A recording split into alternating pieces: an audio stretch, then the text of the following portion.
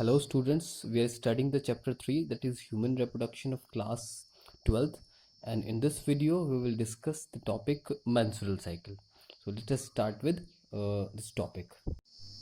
तो बेसिकली जो ये menstrual cycle है वो जो फीमेल जो प्राइमेट्स हैं तो उनमें reproductive cycle एक तरह से ये it is the reproductive cycle in female.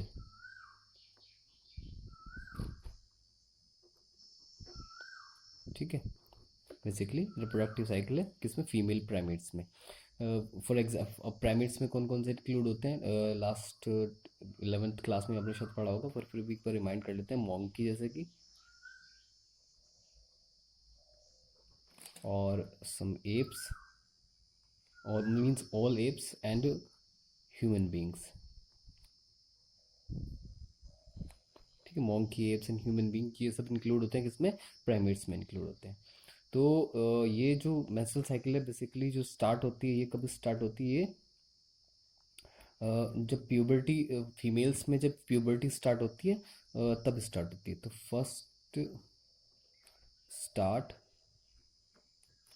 In puberty, जब प्यूबर्टी स्टार्ट होती है मीन्स 12 to 14 ईयर के समथिंग, इतने ईयर में स्टार्ट होती है. तो जो फर्स्ट टाइम जो मेंस्ट्रुअल साइकिल जो स्टार्ट होती है that is known as menarche. ठीक है, तो फर्स्ट मेंस्ट्रुअल साइकिल को मेनार्च कहते हैं. इसके बाद ये कंटिन्यूसली एक मैच्योरिटी की एज तक मीन्स अबाउट 50 ईयर्स तक ये कंटिन्यूसली 28 to 29 डेज के बाद कंटिन्यूसली ये साइकिल चलती रहती है. ठीक है, मतलब नेक्स्ट 28 या 29 डेज के बाद ये फिर इसके बाद स्टार्ट हो जाती है. तो that's why it is called menstrual cycle.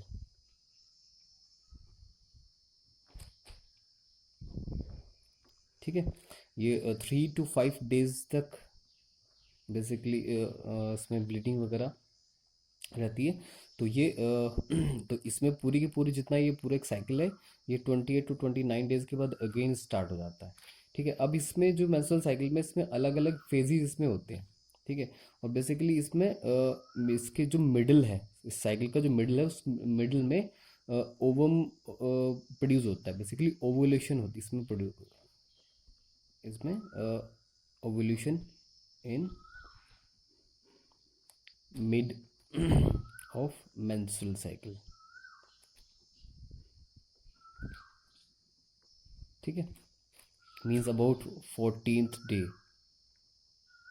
तो इसके आसपास near about this 14 day ovulation होता है, उसमें ओवम प्रोड्यूस होता है. ठीक है, तो अब इसके बाद इसको हम अलग अलग फेजेस में डिवाइड कर सकते हैं. ठीक है, बेसिक तो फर्स्ट फेज जो इसका है that is menstruation phase.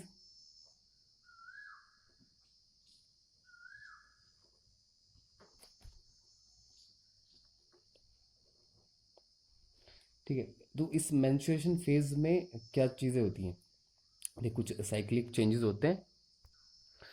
First day से स्टार्ट करके 3 to 5 डेज तक कंटिन्यूसली जो मेंस्ट्रुअल फ्लूइड, मेंस्ट्रुअल फेज में जो मेंस्ट्रुएशन के टाइम पे फ्लूइड बाहर निकलता है. ठीक है,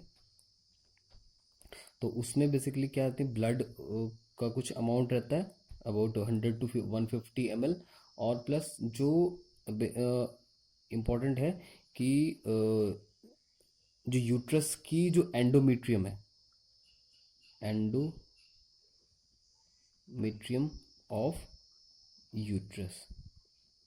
ठीक है, तो वो डिजेनरेट होने के बाद वो भी बाहर आना स्टार्ट हो जाती है. ठीक है, तो प्लस इसमें कोई क्या रहती है, कुछ ब्लड वेसल्स भी इसमें रहती हैं. तो बेसिकली कुछ some amount of blood and the inner lining of uterus that is endometrium and some blood vessels, ये सब एक मेंस्ट्रुएशन की फॉर्म में बाहर आना स्टार्ट हो जाती है. और प्लस इसमें अनफर्टिलाइज्ड एग भी इसमें प्रेजेंट होता है. Unfertilised egg. ठीक है, चलिए अब इसके बाद नेक्स्ट इसी टाइम में कुछ और चेंजेस भी होते हैं। अच्छा, ये सब चीज़ें किसकी वजह से होती हैं? क्योंकि इस टाइम में जो एस्ट्रोजन और प्रोजेस्टेरोन हार्मोन है, ठीक है, इन दो हार्मोन्स की बहुत लेवल ब्लड में डिक्रीज हो जाता है। लो लेवल, ठीक है, low level of these two hormones, इन दोनों हार्मोन्स का बहुत लो लेवल हो जाता है ब्लड में, जिसकी वजह से ये इस तरह के चेंजेस आने स्टार्ट हो जाते हैं, जिसकी वजह, ठीक है। इसके बाद जो सेकेंडरी जो फॉलिकल है वो भी डेवलप होना स्टार्ट हो जाते हैं, ठीक है। इस डेज के बाद ये सेकेंडरी फॉलिकल जो डेवलप होना स्टार्ट हो जाते हैं और ये मैच्योर होना शुरू हो जाते हैं। सॉरी, डेवलप तो हो चुके थे, फिर ये मैच्योर होना शुरू हो जाते हैं, ठीक है। और मैच्योर इनका मैच्योरेशन चलता रहता है कब तक? जब तक ये टर्शरी फॉलिकल ना बन जाए और फिर finally Graafian follicle.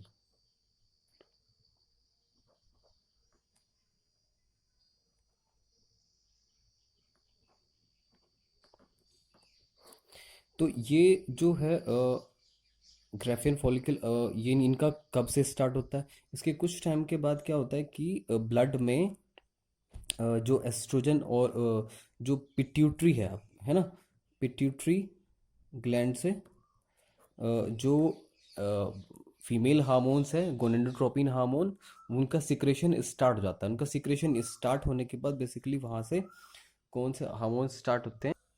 LH and FSH, luteinizing hormone and follicular stimulating hormone. अब ये क्या करते हैं, जो ल्यूटिनाइजिंग हार्मोन और फॉलिकुलर स्टिमुलेटिंग हार्मोन, ये जो फॉलिकल है, ठीक है, जो फॉलिकल जो मैच्योर होना स्टार्ट, ये फॉलिकल इन हार्मोन्स की वजह से मैच्योर होना स्टार्ट करते हैं। ये basically these hormone stimulate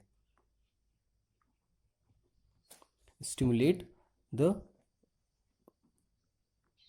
maturation of follicle, ठीक है। तो ये स्टिमुलेट करते हैं उनको होने के लिए, मैच्योर होने के लिए। नेक्स्ट इसके बाद जो इसका फेज जो इसमें आती है, सेकंड फेज है इसमें फॉलिकुलर फेज।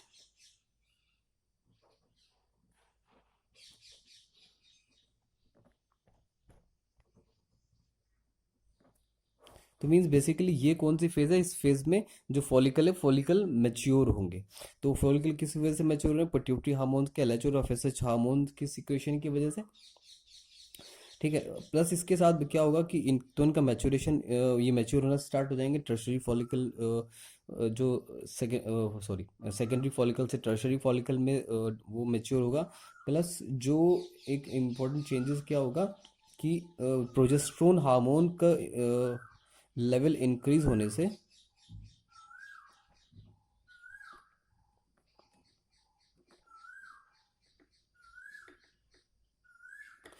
जो यूट्रस की जो एंडोमेट्रियम है, जो कि डिजेनरेट हो गई थी कब? मेंस्ट्रुएशन फेज में, वो दोबारा से पोरिफिलेट होना स्टार्ट हो जाती है। मीन्स वो डेवलप दोबारा से रीजनरेट होना शुरू हो जाती है, रीजनरेशन, ठीक है, रीजनरेशन ऑफ एंडोमेट्रियम, ठीक है। तो दो काम हुए, एक तो इनकी वजह से जो फॉलिकल है उनका मैच्योरेशन स्टार्ट हो गया, प्लस जो एंडोमेट्रियम है उस वो एंडोमेट्रियम भी का रीजनरेशन उस का स्टार्ट हो गया, फिर प्रोलिफरेटिंग उसका स्टार्ट हो गया, ठीक है। अब इसके बाद इन अबाउट 14th डे के आसपास, ठीक है, ठीक है, 14 डे तक जो प्रोजेस्ट्रोन हार्मोन और एस्ट्रोजन हार्मोन है उनका लेवल हाईएस्ट रहता है, ठीक है। हाईएस्ट रहने की वजह से फिर ये तब तक जो ओवम है वो कंप्लीट मैच्योर हो जाता है। मींस ये ग्राफियन फॉलिक्यूल है,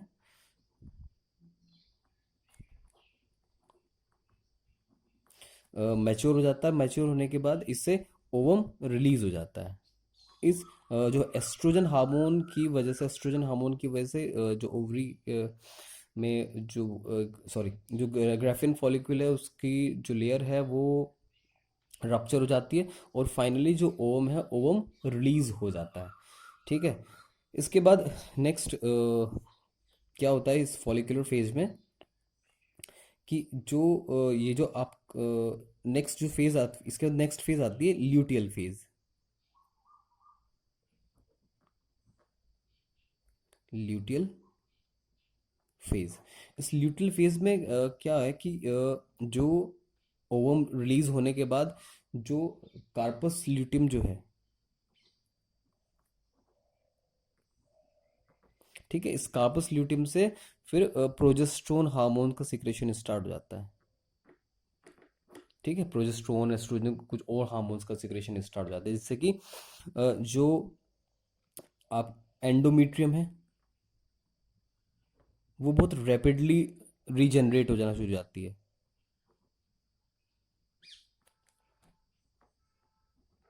ठीक है। क्योंकि बेसिकली अगर ये एग ओम फर्टिलाइज हो जाता है, तो फर्टिलाइज होने के बाद उसका प्लांटेशन कहाँ होगा, इस एंडोमीट्रियम में ही होगा। ठीक है। तो ये रीजनरेट होना शुरू हो जाती है, इसकी सेल्स बहुत तेजी से ग्रो करना स्टार्ट कर देती है। और अगर जो एग है, एग फर्टिलाइज होने के इम्प्लांट हो जाता है, तो उसके बाद नेक्स्ट जो ल्यूटल फेज जो है, वो ल्यूटल फेज स्टार्ट ही नहीं होती है। इसके बाद मेंस्ट्रुअल साइकिल वाली सारी स्टेजेस सब रुक जाती हैं। लेकिन अगर ये फर्टिलाइज नहीं हुआ, तो फिर ल्यूटल फेज स्टार्ट होती है। ल्यूटल फेज में फिर कंटिन्यूसली वो एंडोमेट्रियम रीजनरेट होती रहती है। ठीक है। और फाइनली 28 to 29 डेज तक ये रीजनरेट होती है। इसके बाद नेक्स्ट अगर ये फर्टिलाइज एग नहीं हुआ, तो फिर इसके बाद फिर वही फर्स्ट डे वाली कंडीशन स्टार्ट हो जाती है।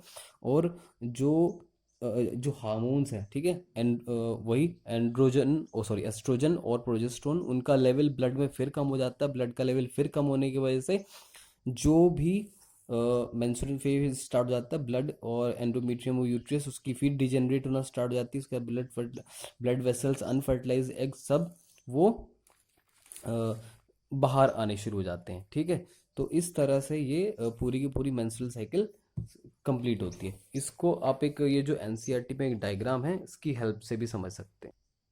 तो इस डायग्राम में भी यही सब इन्होंने देखा कि सबसे पहले मेंस्ट्रुएशन फेज, ठीक है, और इसमें से जो ब्लीडिंग वगैरह स्टार्ट होती है। ठीक है। फिर इसके बाद ये लगभग अराउंड 5 डेज तक ये चलती रहती है। इसके बाद फिर ये जो पिट्यूटरी से जो हार्मोन्स एफएसएच और एलएच हैं, उनका लेवल देखो, जो इनको ग्राफ से शो किया हुआ है कि यहाँ तक ये लेवल कम रहता है। फिर इसके बाद पिट्यूटरी से हार्मोन इनका लेवल इंक्रीज होना शुरू हो जाता है ब्लड में। जैसे ही इनका हार्मोन इंक्रीज होना शुरू होगा, तो फिर जो मैच्योर है, सॉरी जो फॉलिकल है, वो मैच्योर फॉलिकल में कन्वर्ट होना स्टार्ट हो जाएंगे। और फिर फाइनली 14 डे के आसपास ओव्यूलेशन होगा। और ठीक है। और उस वक्त में जो एस्ट्रोजन और प्रोजेस्टेरोन हार्मोन है, इनका लेवल हाईएस्ट रहेगा। ठीक है। अब इसके बाद नेक्स्ट एस्ट्रोजन का हार्मोन का लेवल हाईएस्ट है इसमें, लेकिन प्रोजेस्टेरोन का हार्मोन इस वक्त में कम है। ठीक है। लेकिन अब ये जो एस्ट्रोजन प्रोजेस्टेरोन का जो हार्मोन प्रोजेस्टेरोन हार्मोन का जो लेवल है वो कब इंक्रीज होगा, वो जो कार्पस ल्यूटियम, जो ओवुलेशन के बाद जो कार्पस ल्यूटियम है, इस कार्पस ल्यूटियम से जो प्रोजेस्टेरोन जो सीक्रेट होगा, उसकी वजह से फिर ये इसका लेवल इंक्रीज हो जाएगा। और इंक्रीज होने से ये एंडोमीट्रियम जो है वो प्रोलिफरेट होना स्टार्ट हो जाएगी। ये वाली फेज जो है ल्यूटियल फेज है। ठीक है। तो ल्यूटियल फेज में बेसिकली ये सब प्रोलिफरेशन होगा इसका, और ये इसका इसकी सेल्स जो है वो इंक्रीज होना स्टार्ट हो जाएंगी। ठीक है। और फिर ये 27 28 इतनी डेज तक ये चलता रहेगा। इसके बाद नेक्स्ट जो साइकिल है वो स्टार्ट हो जाएगी। तो फाइनली इस तरह से ये मेंस्ट्रुएशन का है। इसमें ये है कुछ, इसमें और कुछ इम्पोर्टेंट टॉपिक पॉइंट्स ये हैं कि अराउंड 50 के ईयर के आसपास, इतनी एज के आसपास जो मेंस्ट्रुअल साइकिल है वो स्टॉप हो जाती है। That condition is called menopause. ठीक है।